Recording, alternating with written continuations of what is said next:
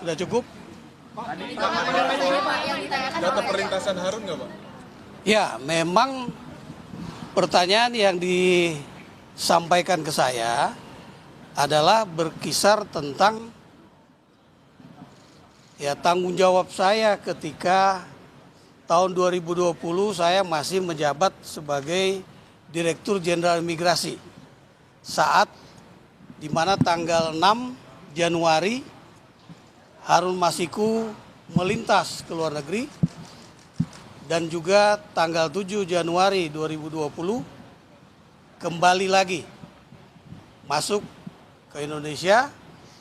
Jadi hanya melintas 1 hari saja sudah kembali, itu melalui Bandara Soekarno-Hatta. Pak, ada Yang intervensi dari memastikan saja Yasona? Pak bahwa apa memang benar dengan peristiwa tersebut Anda ada atensi untuk melepaskan atau tidak men-share atau tidak melaporkan adanya perlintasan yang dilakukan Harun Masiku selama ini, Pak, sehingga berbentuk Anda memecahkan Anda.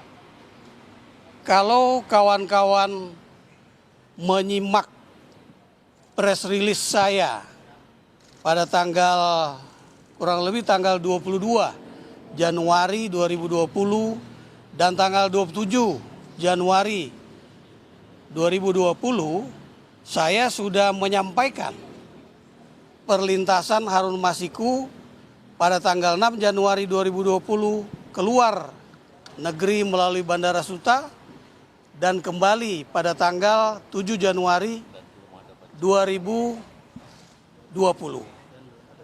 Dan yang perlu kawan-kawan juga ketahui, pada saat itu belum ada permintaan pencegahan ke luar negeri dari penyidik KPK kepada Direktorat Jenderal Imigrasi melalui Menteri Hukum dan HAM. Seperti itu kawan-kawan. Bapak hari ini hadir ke KPK itu sebagai saksi untuk Hasto atau Harun? Tadi saya sudah jelaskan, saya didengar keterangan sebagai saksi berkaitan dengan perlintasan Harun Masiku tadi, ya kawan-kawan.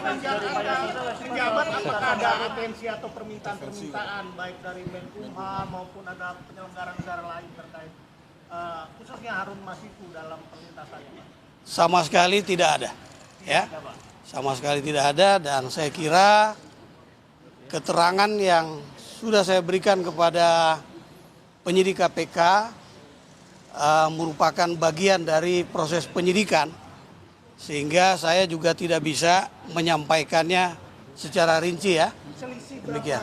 berapa lama sih Pak dari yang Anda ketahui adanya perlintasan Harun dengan adanya kemudian ada muncul permintaan dari KPK soal adanya cegah, itu berapa sih jeda waktunya itu Pak dari Januari yang Anda katakan dengan kemudian muncul ada permintaan itu? Semingguan.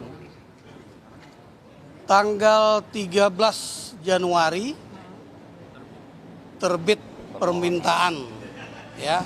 Kalau di Undang-Undang Nomor 6 tahun 2011 tentang keimigrasian pasal 91, bahwa pimpinan KPK itu bisa memerintahkan, ya, Kementerian Hukum dan HAM, Sekyu, Direktorat Jenderal Imigrasi untuk melakukan pencegahan bagi warga negara Indonesia yang akan keluar negeri, dan juga penangkalan bagi warga negara asing, atau juga pencegahan bagi warga negara asing yang akan keluar negeri atau masuk.